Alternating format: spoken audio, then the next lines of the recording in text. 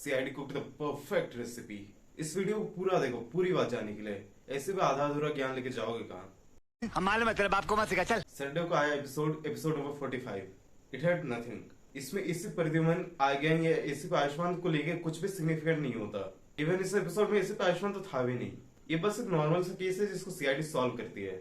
बस एंड में एक कोट सुनने को मिलता है अभिजीत से। जो सच्चे दोस्त होते हैं वो हर मुश्किल में साथ देते हैं और दोस्ती में जान ली नहीं जाती, दी जाती है। शोइंग हिज फ्रेंडशिप विद दया। इस एपिसोड में इतना ही। अब बात करेंगे सीआईडी के episode number 46। This was the episode जिसका मैं इतने टाइम से वेट कर रहा था। और दिस इज बैड वीएफएक्स। सबसे पहले आंखों में यही करती है। हमें दिखता है कि एक आदमी टावर पे चढ़ के कुछ खुराबादी कर रहा है और वो कहता है कि अगर किसी अनजान नंबर से कॉल आए तो उठाना मत, नहीं तो ये तुम्हारा आखिरी कॉल होगा। और एक अननोन नंबर से कॉल आता है एक लेडी को। ये लेडी कौन है? इसी पे आयुष्मान की मम्मी। उठाती इस कॉल को, ब्लास्ट हो जाता है। यहाँ पर अब ये जिसने भी किया है इसी पे आयुष्मान के लिए ये तो पर्सनल हो गया। मैं कह रहा था पिछले एपिसोड में मसाला नहीं मिला, क्योंकि सारा मसाला इसमें डाला हुआ है। स्क्रीन में कुछ देर पहले लिखा हुआ टेक्स्ट आया। हमें इसी पे आयुष्मान दिखता है। वो अपने घर जा रहा होता है। वो जब अपनी मम्मी को हॉस्पिटल ले जा रहा होता है, वो देखता है वैसे मोबाइल फटने से और भी लोगों की मौत हो रही है। एक एक करके सबके फोन्स ब्लास्ट हो रहे हैं, जो भी वो अननोन कॉल उठा रहे हैं। पूरे रास्ते भर वो ऐसे केसेस देख रहा है। अब तो आयुष्मान को भी सेम कॉल आता है। आयुष्मान उठाता नहीं है। वो हॉस्पिटल पहुंचता है, देखता है हॉस्पिटल में कोहराम मचा हुआ है। वहां पर बहुत सारे केसेस आए हुए हैं। हॉस्पिटल वाले एडमिट करना नहीं चाह रहे, पुलिस केस बोल के।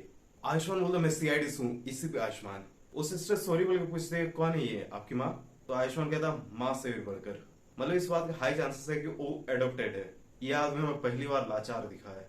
देखो अब क्या चांसेस बनते हैं। मोस्ट प्रोबेबली ये आई गैंग नहीं करवाया है। अब दोनों के दोनों एसीपीज को आई गैंग से ही बदला लेना है। अभिजीत पंकज पहुंचते हैं हॉस्पिटल, हालत पूछते हैं। आयुष्मान बोलता है सिर्फ दो लोग थे मेरी जिंदगी में, एक एसी परिधमन सर और दूसरी मेरी माँ। Now this is a very big statement, क्योंकि रिसेंटली दया को ये पता चला था कि एसी पे आयुष्मान और एसी परिधमन एक दूसरे को जानते थे उस चिप की रिकॉर्डिंग से, और उसने ये बात किसी और को नहीं बताई है। अब अभिजीत और पंकज को भी ये बात पता चल गई। इन्हें समझ में नहीं आ रहा कि ये सारे फोन अलग अलग ब्रांड्स के हैं और अलग अलग जगहों से हैं। तो फोन में तो कोई डिफेक्ट नहीं है। सब पैनिक में है, कैसे एक साथ पूरे शहर में ये हो रहा है। एक ही कॉमन फैक्टर है, नेटवर्क। ये नया टेररिज्म है। इसमें वेपन है फोन, जो कि हर इंसान के हाथ में है। सालों के साल को फोन की बैटरीज में चिप मिलती है, एक एक्स्ट्रा चिप के जरिए रिमोट ट्रिगर किया गया है। इसमें लंबी चौड़ी प्लानिंग लगी है। पहले प्रोग्राम बनाया, फिर ये चिप फिट किया मोबाइल फोन्स में, फिर टावर से सिग्नल भेजा चिप वाले मोबाइल में, फिर आता है एक अननोन कॉल, और जैसे उस कॉल को उठाया जाता है ये चिप एक्टिवेट हो जाता है और मोबाइल फोन ओवरहीट होकर ब्लास्ट हो जाती है। भूमि बता दी एक कॉमन लिंक मिला है। सबने एक ऐप इंस्टॉल किया था एक अननोन लिंक से। सालों को बता दो वो ऐप ही प्रोग्राम है। अब सवाल ये है कि सबने उस ऐप को इंस्टॉल क्यों किया।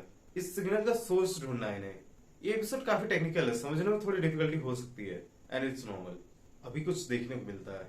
आयुष्मान को भी अननोन नंबर से कॉल आता है और वो ज्यादा कुछ सोचे उसे पिकअप कर लेता है। इतने में डॉक्टर और नर्सेस की चीख निकल जाती है। नो! ये कॉल पिकअप हो जाता है और ब्लास्ट भी नहीं होती। उधर से आदमी बोलता है काफी बहादुर हो एसीपी।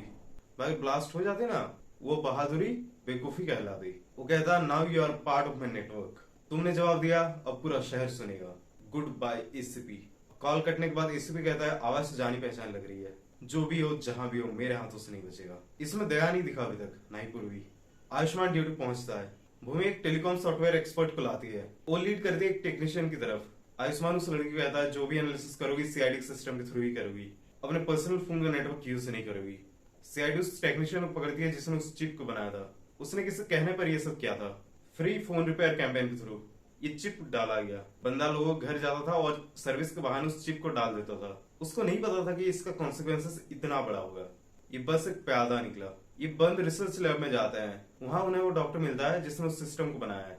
कोई आके उसे स्टोर रूम में बंद कर दिया और उसका सिस्टम चुरा लिया। उसने इसे शहर के टावर और लोड के लिए बनाया था। किसी ने उसे बॉम्ब बना दिया। उसके कंप्यूटर में उसका मैसेज आया था। उसमें उसकी आवाज सुनने को मिलती है। फिर पता चलता है कि उसने सीआईडी चैलेंज करने के लिए इस गेम में उतारा। अपराधी ने चलती हुई वैन पर टावर लगा दिया। यही वैन सिग्नल करंट हॉटस्पॉट है। ब्लास्ट की तैयारी हो रही। सीआईडी वहां पहुंचती है। उन्हें वो वैन मिल जाता है। पूरा सिस्टम सेट है और टाइम कम। आई थिंक यही वो एपिसोड है।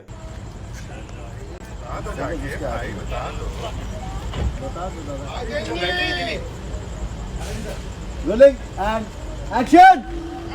भाई एक हफ्ते में यार होगी, सोचने वाली बात है। इसी कारण शायद हमें आधा कास्ट ही इसमें देखने को मिला और आधा कास्ट दूसरे केस पे लगा हुआ था। काफी जल्दी जल्दी शूटिंग हो रहा है, काफी जल्दी जल्दी एयर हो रहा है। उनके लिए उस वैन में कॉल आता है। ये वैन उन्हें उड़ाने के लिए है और सीआईडी वाले ब्लास्ट में बच गए। ये आदमी सिर्फ धमकी नहीं देता, एग्जीक्यूट भी करता है। फिर पता चलता है कि ब्यूरो की सिक्योरिटी ब्रीच हो चुकी है। कोई सीआईडी का डेटा चोरी कर रहा है, सारा डेटा ट्रांसफर हो रहा है बस कुछ देर और। यशा गायब है, ये सब उसी का प्लान है। वही लड़की जिसे भूमि लेकर आई थी, ये सब उसी का प्लान था। अब भूमि की इंक्वायरी होती है, उसने पूरा सिस्टम हैक कर दिया, तुम्हें पता भी नहीं चला। 99% डेटा ट्रांसफर कर लिया था। वो तो अच्छा हुआ कि पावर ऑफ कर दिया इन्होंने। 100% हो जाता तो हो गया था।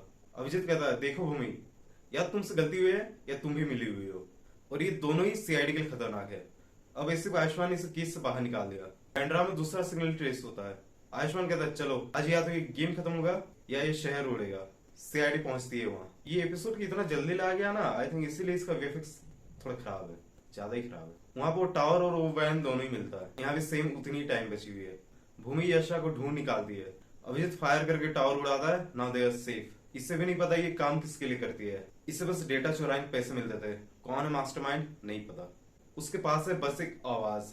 जब तक सीआईडी सोचेगी क्या हुआ है, वो अपना अगला चाल चल लेगा। आयुष्मान कहता है, ये आवाज बारबोसा की तो नहीं? देख, इसके बारे में बात की थी मैंने। इसमें टोटली डिफरेंट आवाज सुनने को मिलता है, मगर वो बारबोसा ही है। हमें एंड में आयुष्मान और उसकी माँ के बीच एक इमोशनल मूवमेंट देखने को मिलता है।